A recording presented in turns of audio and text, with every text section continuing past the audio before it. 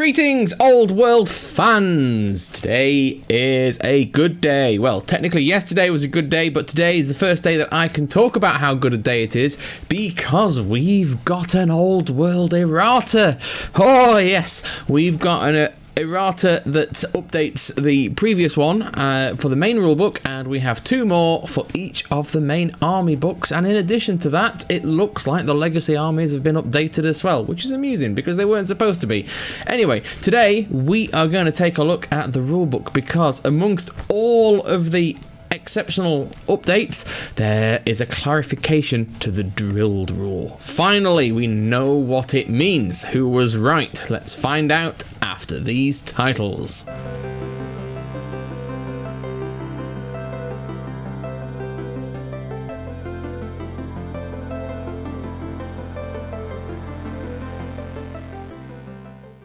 So, what does this mean for the game? Well, that is a crucial question and one that we'll take a look at now. So we've got the FAQ up. As you can see, it is now version 1.1 in lovely pink. So there's a color coding for us to work out here. Essentially, anything in blue is an updated entry to the previous errata, and anything in glorious magenta is a completely brand new entry to it. So here, let's have a look. So there's an awful lot, as you can see. There's lots and lots and lots of really important stuff. Just to pick a few, you can read this yourself. It's available on the Warhammer community website. You can go get yourself a download, and there's no problem whatsoever to take a look and print for your own personal use. So just off the bat there, whilst in combat order, a close order formation with a unit strength of 5 or more may claim a bonus of +1 combat result point. That is a change of the entry. And there's plenty of other changes of rules as well. So Swift Stride, a unit which consists entirely of models with this special rule, increases its maximum possible charge range by 3 inch, and when it makes a charge, flee or pursuit roll may apply a +d6 modifier to the result. So they're clarifying a few things as much as anything else. So for the Berserker Blade, for example, it'll note the wielder of the Berserker Blade is frenzied. Bedazzling Helm adds to the start of the rule models whose troop type is infantry or cavalry only, which again is just clarifying things a little bit. But what we're looking at are the FAQs, which are all of these things that have caused many arguments over on Facebook and Reddit and beyond.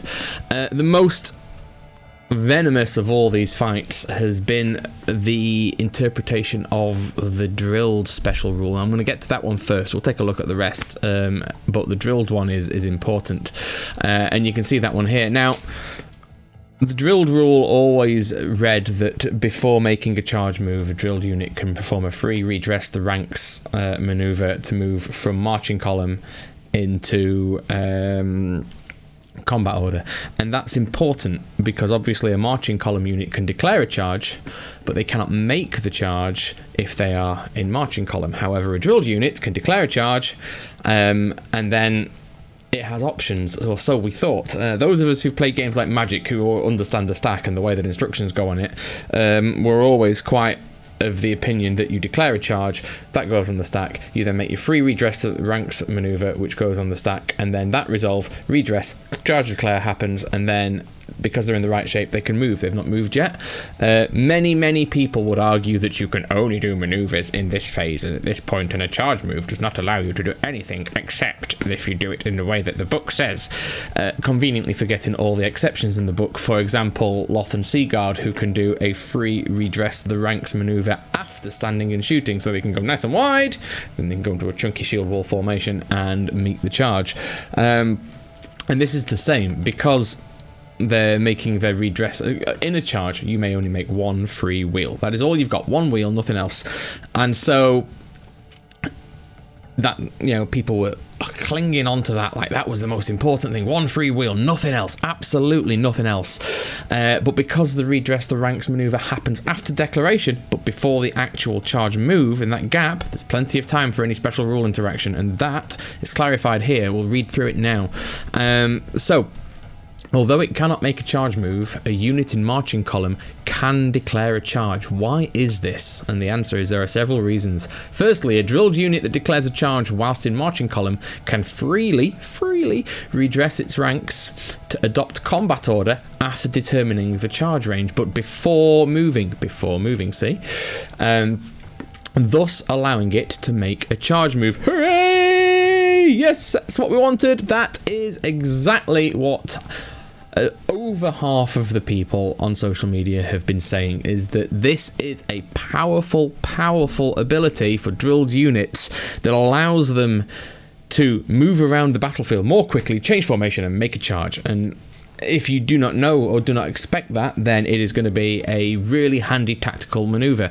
It is also going to benefit dwarf units so much more than it benefits some of the others, because the dwarves are not very mobile as it is. So being able to get that extra movement is really going to make a huge difference to their ability to get around the battlefield. So yeah, I really think that's a good one.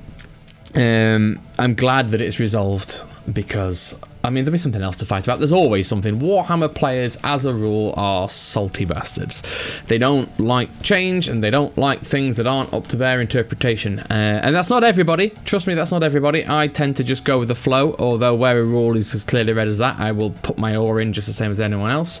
But over the years, I've encountered many very salty Warhammer players, and it's the nature of the beast. A game like this, when you're really interested in creating these detailed regiments, it leads to a certain type of character, and those people do not handle rules conflicts well. But it's great. So it allows us to do what we need and change and charge, or change and get into a better position. It also prevents units that are obliged to declare a charge, for example the frenzied units or impetuous units. It prevents them from avoiding their duty, in that if they're drilled and impetuous or frenzied, they have to make the reform and they have to go for it. You cannot opt not to use it, which I think is really good. So yeah, it's clever. It's exactly as intended, and it's a very powerful special rule. And now I think if it's an option, it's an auto take, because it gives you more maneuverability for your soldiers, certainly, and it's really powerful. So yeah, take heed. This is great. Drilled units are going to be running around the battlefield and changing shape and charging.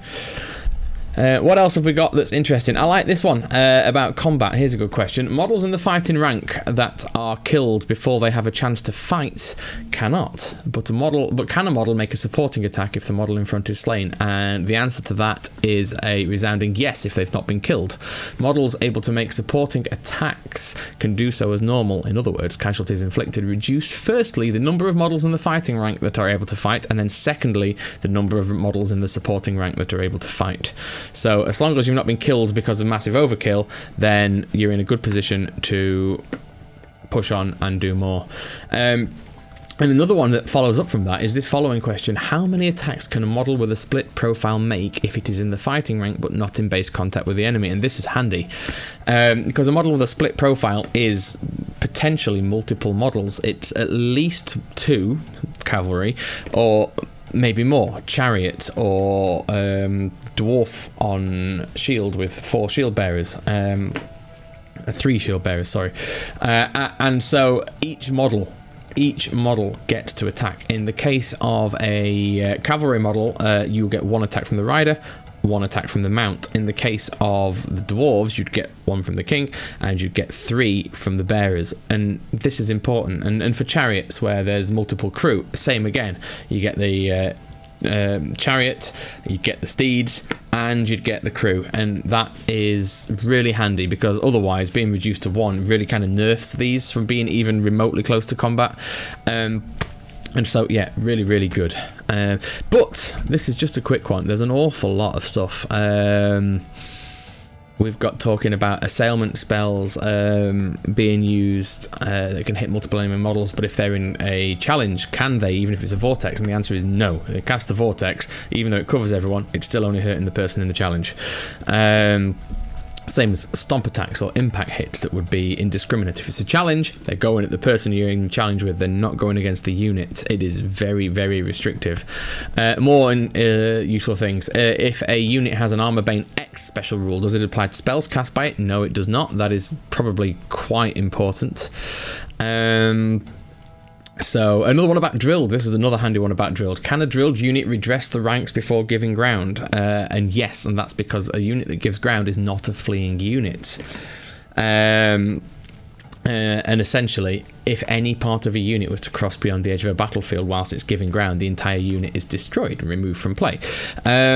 It is intentional that drilled units might be able to avoid this fate by reforming quickly and redressing the ranks and making themselves into a different shape, so they will not touch the edge of the battlefield, which again makes drilled handy. Really, really handy.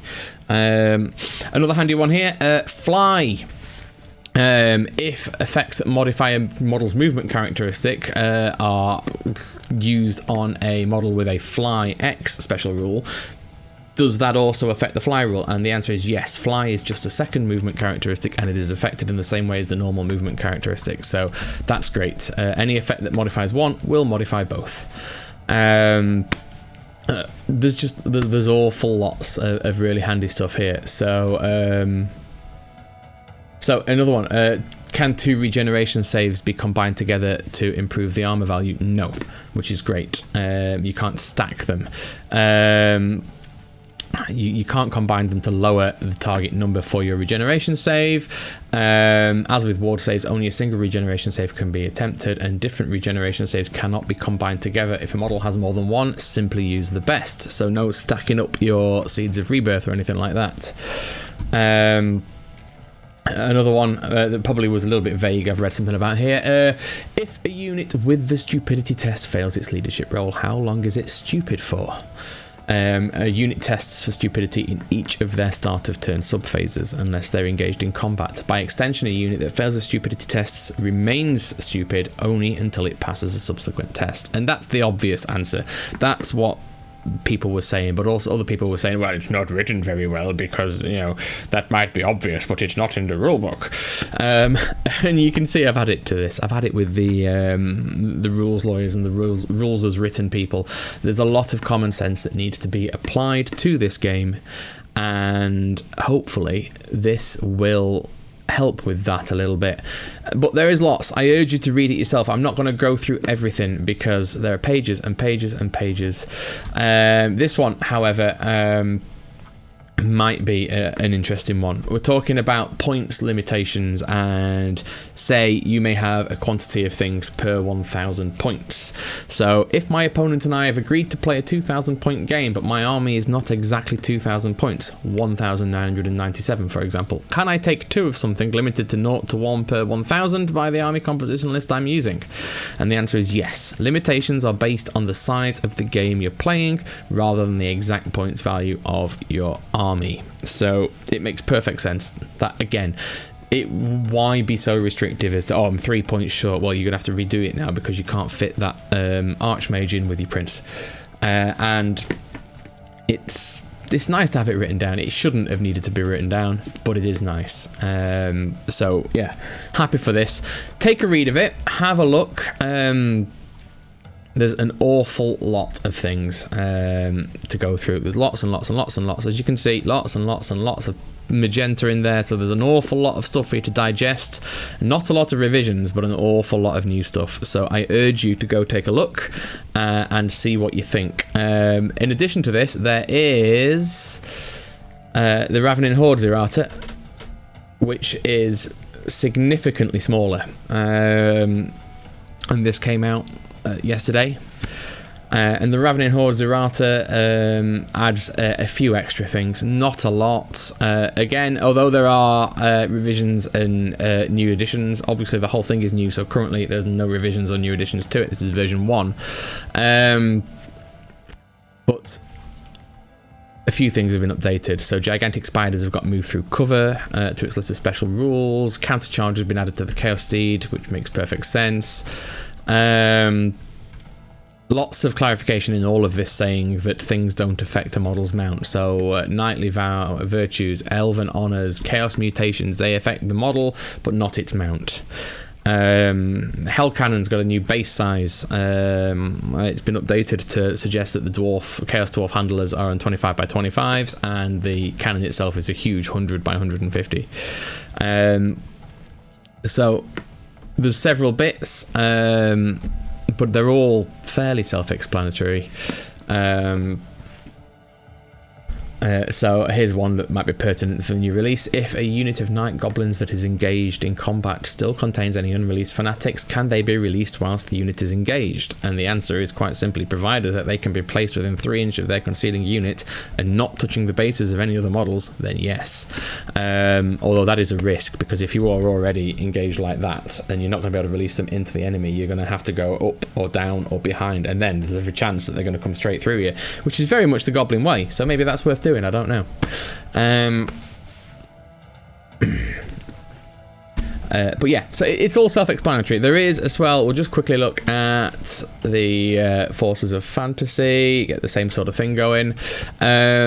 Similarly, as I've mentioned, knightly virtues, elven honors do not affect the mount, just affect the model itself. So that means that the Royal Pegasus that the Duke is riding does not have the Uber Killing Blow and Monster Slayer or whatever it is that you get from that virtue, which is a shame, but makes perfect sense.